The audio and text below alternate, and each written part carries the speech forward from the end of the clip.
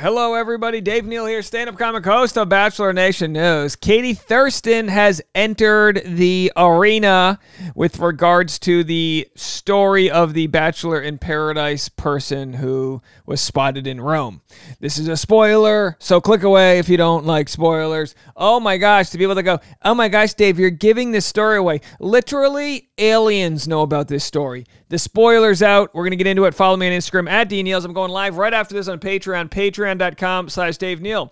Okay, let's jump right into this story. Katie Thurston has a lot to say about the relationship between Victoria Fuller and Greg Grippo, but wait, it has nothing to do with her comments on Greg Grippo. She called it a cringy move by Nick Viall to essentially soft launch that relationship. She's basically saying, well, you can kind of decide for yourself. Let's go. Katie had a Q&A she was doing while she was charging her Tesla, and I have to tell you, it's always fun when Katie jumps on a Q&A.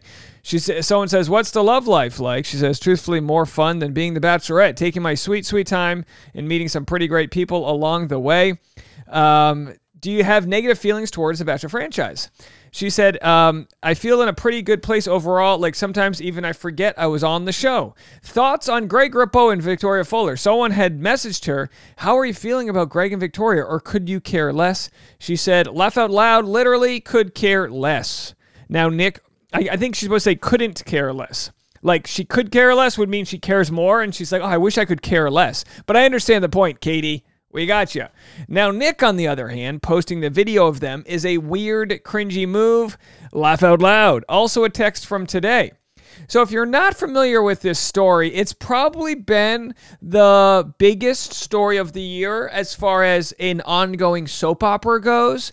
It goes all the way back to one of the original videos I made, which was Nick and his girlfriend Natalie exposing Katie's DMs. So Katie had mentioned in about a 20-second clip on her Instagram Live or YouTube Live, one of those, I think it was Instagram Live, Nick Viall is blocked from her phone. And we made that video, and then Nick goes, "Oh yeah, I'm blocked from your phone? How about this?" And then he reveals text messages that were not pertinent to why Katie had blocked Nick.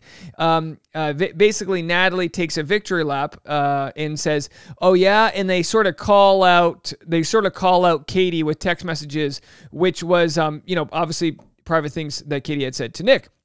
So once this happened, and again, those text messages weren't really pertinent to why Katie had blocked Nick. Katie had blocked Nick. I think the general theory was essentially because Nick had spoken things to somebody else that Katie had told him in confidence, in a way to possibly curate an image of her that would be unbecoming. And then when this video was made, when Nick made his podcast, that was sort of a way of saying, "See, told you, you did it again." So after that, of course, we had Blake Horstman entering the ring. Nick slammed back on Blake after that, and Blake slammed back on Nick. Blake said he's blocked Nick, and of course, that was because Nick criticized Blake for being an F-boy multiple times, and for essentially, Blake was criticized for revealing the text that Kaylin sent to him, which were, of course, to vindicate him from the sort of soft Me Too scandal that was happening out there. He was being accused of coercing her into sex and all these other wild things that have happened. So Reality Steve gets involved because he has a beef with Nick. Chris Conran gets involved because he has a beef with Nick. If you ever have a couple hours of downtime and just want to watch the whole playlist, it's available on my channel. It's fascinating stuff. Here's the actual TikTok that Nick released that said game night had all the drama, and then in the comment section he said soft launch, which of course a soft launch is when a couple slowly releases that they're a couple. Nick releasing it isn't exactly a soft launch because he really has nothing to do with it, but they're all having fun here. Of course, this has to do with Natalie. Excuse me. I have something in my teeth. This has to do with Greg and Victoria's love story as it plays out. They've taped the reunion. Greg spoke at the reunion, and then this TikTok came out, 1 million views. So clearly Nick got what he wanted, which was a hit of a TikTok. And look, by all means, Nick can do these things. I mean, it's probably a good play for a social media career. It just comes down to whether or not it's good long-term success.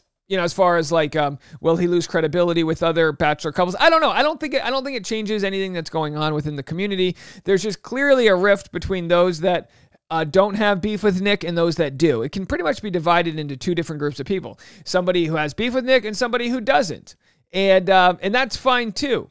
Now the question becomes with this TikTok whether or not Greg and Victoria gave him permission. Now it could be, as we saw, Nick had commented on Greg and Victoria's relationship, saying there was no cheating. It could be that Greg and Victoria aren't allowed to comment on any of this, or at least Victoria wouldn't be. Greg probably wouldn't be under contract, although Greg could have signed a contract when he went, and this is what we have to remember. This might get kind of complicated. Greg was off contract.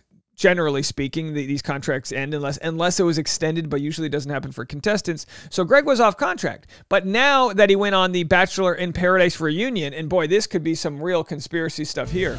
It could have been that the Paradise producers, Bachelor producers, brought Greg Grippo onto the reunion show and said, hey, we'll pay you money, but you have to sign this contract. That's one way to get someone back under contract. I don't think that's the case. I don't think there's some grand conspiracy as to why Victoria and Greg can't discuss their relationship. It appears their relationship's pretty serious. They have matching tattoos they received when All Roses went to Rome. They were spotted there 3.5 weeks ago. So the feud continues now that Katie has mentioned that she thinks it's a cringy move. Will we get a response from Nick? That is yet to be seen. My guess is probably not.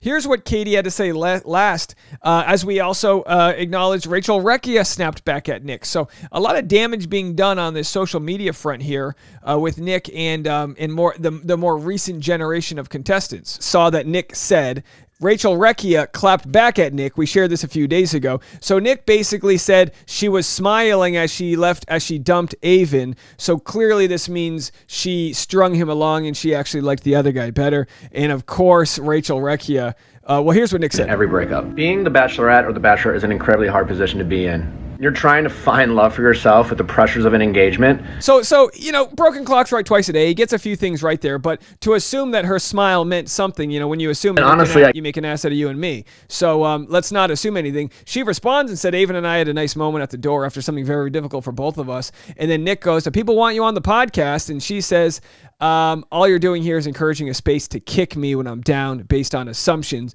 And as we know, Katie and Nick have had a feud after Katie went on Nick's. This is fascinating that this all went down just a few short months ago. Nick's response to pilot Rachel was, I'm sorry you're down. I can definitely relate, but part of the show is the opportunity to discuss what we see. The hope is we have a chance to learn. And of course, Rachel gets to decide what podcast she goes on. She gets to decide who she gives her story to. Now, it can't be lost here that in the comment section, and do you guys remember, this was just a wild story. This might go down as the most interesting storyline of 2022. Blake Horstman said to Rachel, do not go on this man's podcast. He talks trash on people, then hopes they will have to come on his podcast to address it. Don't give him the satisfaction. I ain't got no satisfaction. Date Card Pod, our good friends over there, said after the way he treated Katie on his podcast, no woman lead would feel safe to go on. So it appears, if you had to ask me, Ref Dave, it appears that the Bachelorettes have sort of formed a little bit of a union here to not go on his show. I don't have Bachelor Data's insight here, but I wonder if this is going to be a problem for getting future guests. It comes down to what we said before, flying too close to the sun, the idea that the sun melts the wax wings and then you fall and crash into the ocean, right? The old Greek story there. Anyway, so by drumming up all this drama, will it be too close to the sun for Nick?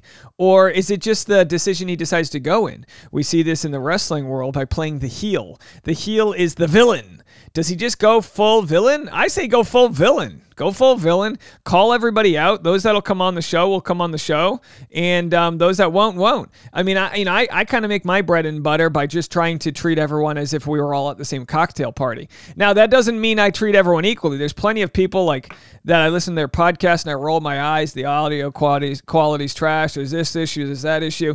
But look, it's to me, like, I'd rather, It's my personality type, I guess. I'd rather just live in a sort of a polite world where we all get along, even if we disagree on things. But that doesn't always create headline news. But it helps me sleep at night. All right. Well, let me know what you guys think. If you haven't already, definitely check out Bachelor Rush Hour podcast. I release episodes every afternoon. You can go check that out. I do a daily roundup of all the Bachelor content. Plus, I'll rip some of these YouTube audio clips onto that, and with some original, some music and all that jazz. So if you're stuck in line at the voting polls, make sure to go out and vote. If you are on your commute home, or breastfeeding, or doing laundry, or changing your flat tires, whatever it is you're doing out there and you want to join us, go to Bachelor Rush Hour, link in the comment section. We'll have more content coming your way right after this.